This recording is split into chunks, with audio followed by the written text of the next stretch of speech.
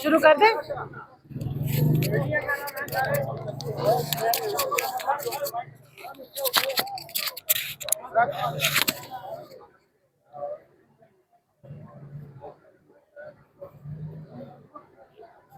बिस्मिल्लाहिर्रहमानिर्रहीम जी, आज फिर 9 मई के हवाले से जो 12 केसेस हैं उनकी यहाँ पर हाजिरी भी थी और अभी हमें जज साहब से पता लगा है कि जो 708 GHQ का केस है उसका आज तकरीबन 2.5 महीने के बाद दोबारा से जेल में ट्रायल भी होगा अडयाला में।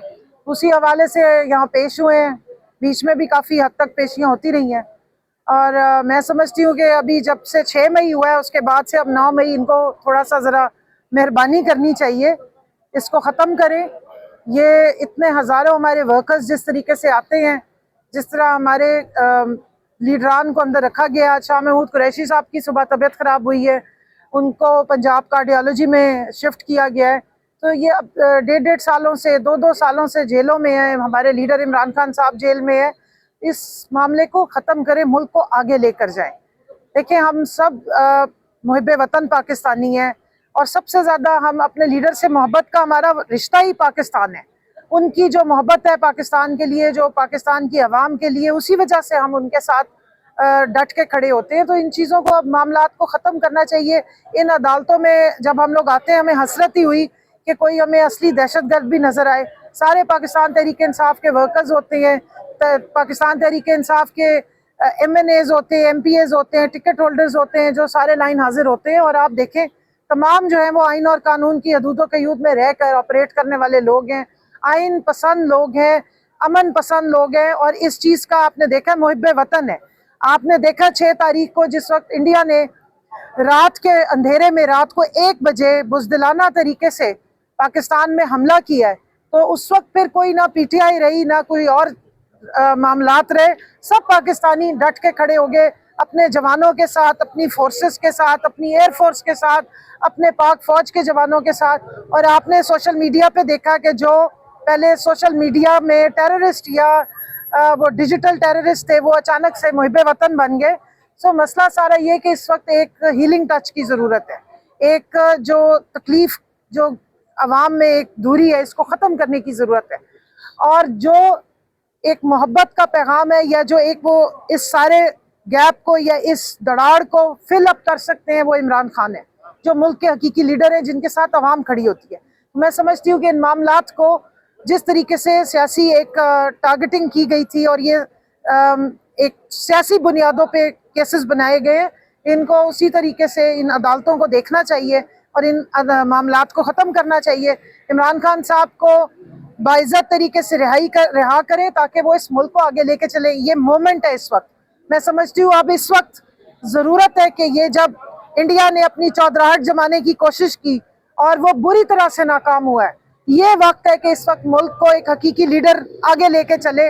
इस पूरे खित्ते में, साउथ एशिया में, जहाँ पर वो हर अपने से छोटे मुल्क को बुली कर रहा था, पाकिस्तान उससे 5 गुना छोटा मुल्क हो के रिसोर्सेज में भी, इकनॉमिकली भी, उसने उनके जिस तरीके से हमारी फोर्सेस ने दांत खट्टे किए, जिस तरह हमारी आवाम डट के खड़ी हुई है, अब मौका है कि इत्तेहाद और यगानगत की जाए, नेशनल यूनिटी कायम की जाए, नेशनल लीडर को बाहर लाया जाए और मामलात को आगे बढ़ाया जाए। बस मेरा यही कहना है कि ये अदालतें अब फोकस करें असली क्रिमिनल्स के ऊपर, असली दहशतगर्दों के ऊपर। मुल्क में क्राइम बढ़ रहा है, तमाम अदालतों की जो सारी अटेंशन, रिसोर्सेज हैं, वो सारे पाकिस्तान तहरीक इंसाफ के वर्करों पे और लीडरों पे लगे हुए हैं।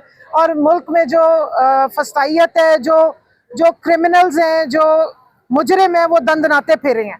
तो अपना फोकस जो असल जगह पर, जिसका जहां होना चाहिए वहां करें।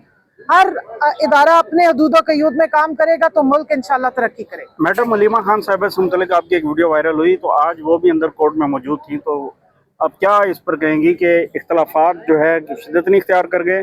देखिए, मेरा और हलीमा आपा का कोई इख्तलाफ नहीं है। वो हमारी बड़ी है और हमारी उनसे बड़ा मोहब्बत का रिश्ता है। और वो जो वीडियो निकाली गई थी, वो एक इंटरनल जूम मीटिंग की काट के लगाई गई है। उससे पहले की बात, उसके बाद की बात जो है वो नहीं बताई गई।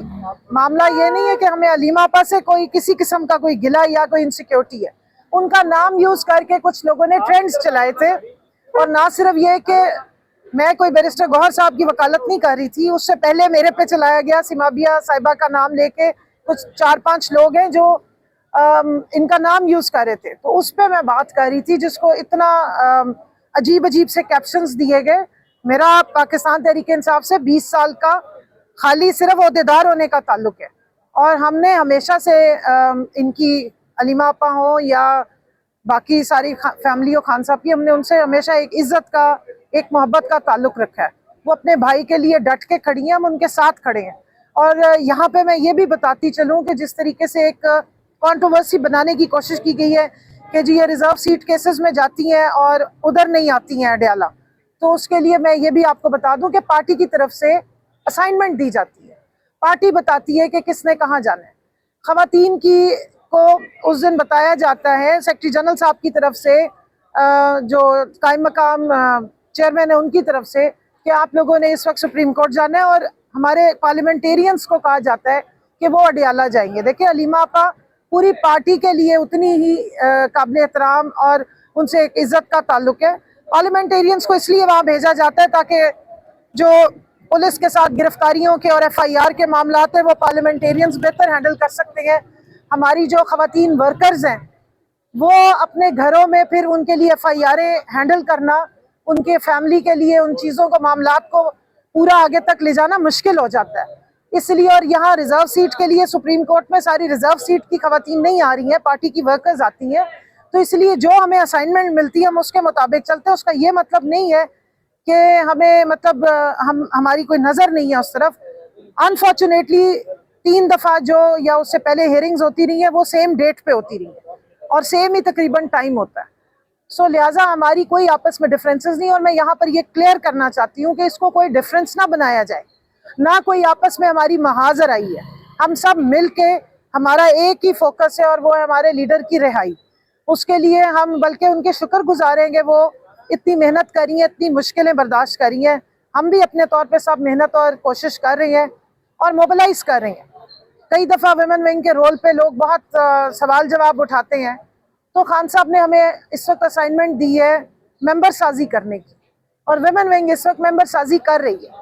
हमारा मसला ये होता है कि खवातीन की प्राइवेसी होती है, उनकी फैमिलीज पसंद नहीं करती, इसलिए हम ज़्यादा सोशल मीडिया पे खवातीन की एक्टिविटीज़ को नहीं पोस्ट करते आजकल के माहौल के मुताबिक, ताकि हमारी कारकुनान सेफ रहें और उनकी फैमिलीज़ को एतराज़ ना हो कि खवातीन की तस्वीरें जो हैं वो सोशल मीडिया पे या बहुत ज़्यादा एक्टिविटीज़ सोशल मीडिया पे डाली गई हैं। नहीं तो पूरे पाकिस्तान में हमारी वुमेन विंग बहुत मेहनत करी। अभी उमरकोट NA 213 में इलेक्शन हुआ, आप उनके कैंडिडेट से पूछे, लाल माली साहब के साथ आखिरी टाइम तक, आखिरी उनकी जो UC थी वो बॉर्डर पे थी, 44 ये जो उधर थर का बॉर्डर है, इंतहाई मुश्किल जगह, ना रहने की जगह थी ना खाने पीने की। वहाँ पर जाके वुमेन विंग ने 1 हफ्ते तक वहाँ की जो हमारी सिंध की सदर हैं, अपने बशमूल अपनी तमाम डिविजनल प्रेसिडेंट्स के, दूसरी ओहदेदार के, वो जाके वहाँ काम करी थी। और यहाँ मैं ये अप्रिशिएट करना चाहती हूँ कि 2 साल मुश्किल तरीन थे 9 मई के बाद, और सबसे ज़्यादा खवातीन 9 मई पे टारगेट हुई। पंजाब में खवातीन पे केसेस बने, बालों से पकड़ के उनको घसीटा गया, कितना मारपीट हुई, उनके घर में उनके भाइयों को, खावंद को, बेटों को उठाया गया, लेकिन उसके बावजूद वो निकलती हैं और डट के खड़ी होती हैं। तो इसलिए जो आवाम ये समझते हैं कि ये खवातीन ये कोई पार्टी से वॉलंटियर काम कर रही हैं, ना ये कोई पैसे लेती हैं, ना इनका कोई मुआवजा होता है, ये खुद काम करती हैं, ये खुद काम करने के लिए और सिर्फ इमरान खान के नज़रिए और पाकिस्तान के लिए ये आगे बढ़ती हैं, तो उनको अप्रिसिएशन की जरूरत है। मैडम आखिर में ये बताइएगा कि जूम मीटिंग्स की वीडियोस लीक करने वाले कौन लोग हैं जिन्होंने आपको टारगेट किया? देखिए जूम मीटिंग में कुछ लोग हैं, होता ये असल में हमारा डिसिप्लिन स्ट्रिक्ट है। जब हम खवातीन में से किसी को डी नोटिफाई करते हैं तो फिर पूरी एक लॉबी साथ चल पड़ती है। अभी रिसेंटली भी 1-2 लोगों को हमने डी नोटिफाई किया है, तो वो अब मेरी किरदार कशी हो रही है, बहुत ज़्यादा गंद गलाजत उछाला गया, और उसी में से किसी ने ये हरकत की है जो उधर बैठे हुए थे। क्योंकि जूम मीटिंग्स अदरवाइज तो हमने पूरी पहले 9 मई के बाद पूरी वुमेन विंग खड़ी हमने जूम पे की थी, क्योंकि हम बाहर नहीं निकल सकते थे। और अलीमा आपा अंदर बैठी थी, मेरी उनसे बड़ी मोहब्बत से बातचीत हुई है, मैं उनसे मिली हूँ और मैंने उनसे कहा, तो वो हमारी बड़ी है, वो कभी इस तरह की बात नहीं करेंगी कि कोई हमारा डिफरेंस क्रिएट किया जा रहा हो या हमारी आपस में कोई हो। उनका अपना एक वो अपना एक जिसको कहते हैं ना मिशन लेके खड़ी है, वो अपने भाई के लिए खड़ी है, हम अपने लीडर के लिए खड़े हैं। हम ये तो नहीं कह सकते कि हमारा इमरान खान से खून का रिश्ता है, लेकिन हमारा खान का पाकिस्तान का रिश्ता है और वो हमारे खून में दौड़ता है। वो हमारा लीडर है, उन्होंने हमें बच्चों की तरह बड़ा किया। हम 20-20 साल से खान साहब के साथ हैं और इतनी शफकत मोहब्बत दी, उसी तरह उनकी फैमिली के लिए हमारी रिस्पेक्ट है।